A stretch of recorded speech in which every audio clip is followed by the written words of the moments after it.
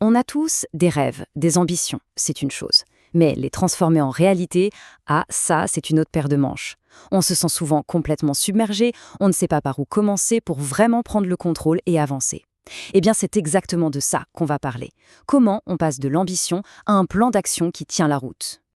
On connaît tous cette histoire. Début d'année, on est surmotivé, plein de nouvelles ambitions.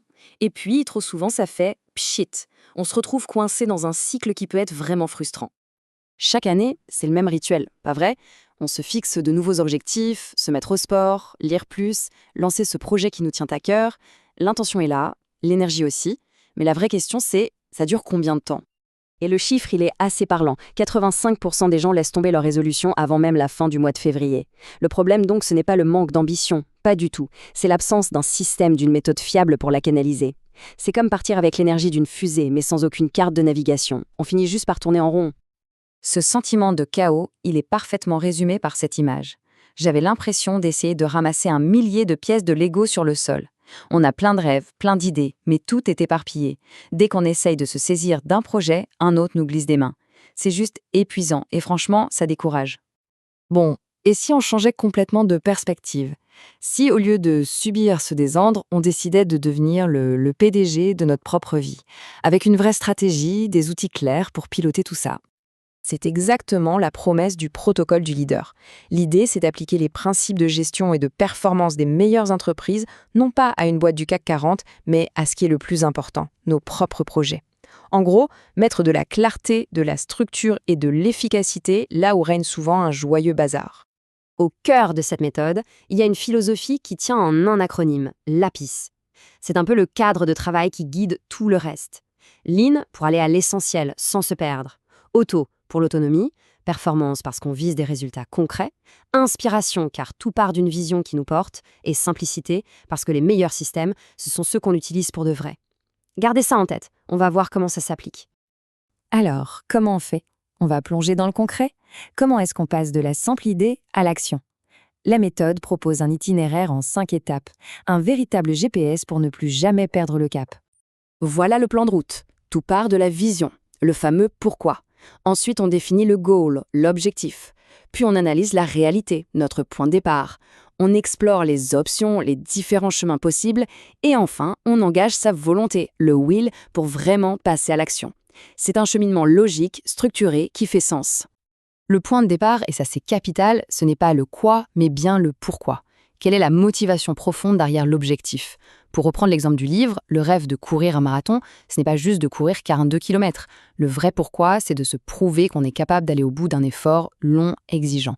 C'est cette vision-là qui va servir de carburant quand ça deviendra difficile. Une fois que le pourquoi est bien solide, il faut une cible claire.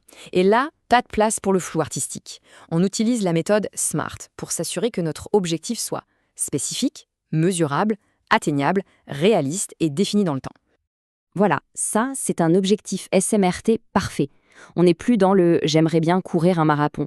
Non, c'est finir le marathon de Paris, spécifique, en 5 heures, mesurable, le 15 octobre 2026, temporel. La vision est devenue une cible précise, impossible à ignorer.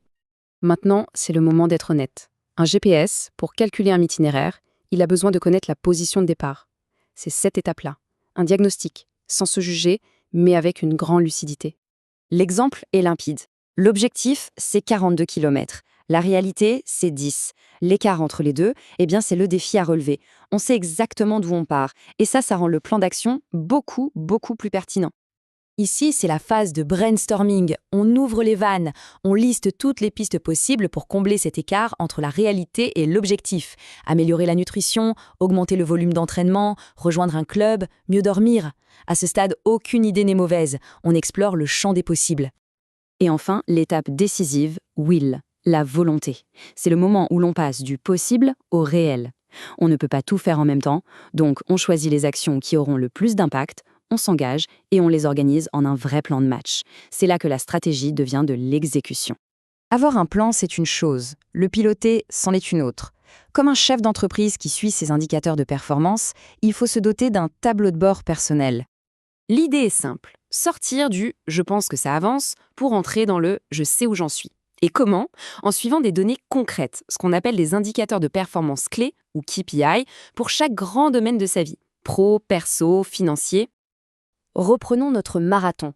Le tableau de bord, il pourrait ressembler à ça. On définit un objectif clé, un OKR, comme la distance à atteindre chaque mois.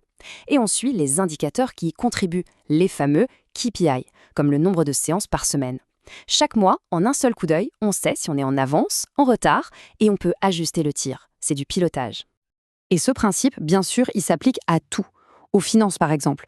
Un tableau de bord permet de suivre l'évolution de son patrimoine, la répartition de ses investissements et de s'assurer qu'on avance vers ses objectifs financiers avec la même rigueur.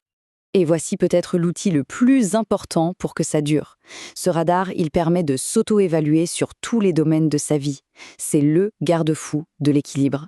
Il garantit que la poursuite d'un grand objectif, comme un marathon, ne se fait pas au détriment de sa famille, de sa santé ou de ses amis. La performance, oui, mais une performance qui est saine et équilibrée. Au final, ce qu'on comprend, c'est que cette méthode n'est pas juste une série de tableaux et de graphiques. C'est un outil pour prendre un stylo, au sens propre comme au figuré, et commencer à dessiner l'avenir que l'on souhaite vraiment. Et la meilleure preuve que ce système n'est pas juste de la belle théorie, c'est le parcours de son créateur, Thiago Manès. En appliquant cette méthode à lui-même, il a appris 5 langues, voyagé dans plus de 40 pays, obtenu 2 diplômes d'ingénieur, terminé en Ironman et bâti 2 entreprises. Tout ça, et c'est le plus important, en préservant son équilibre de vie. C'est la démonstration par l'exemple.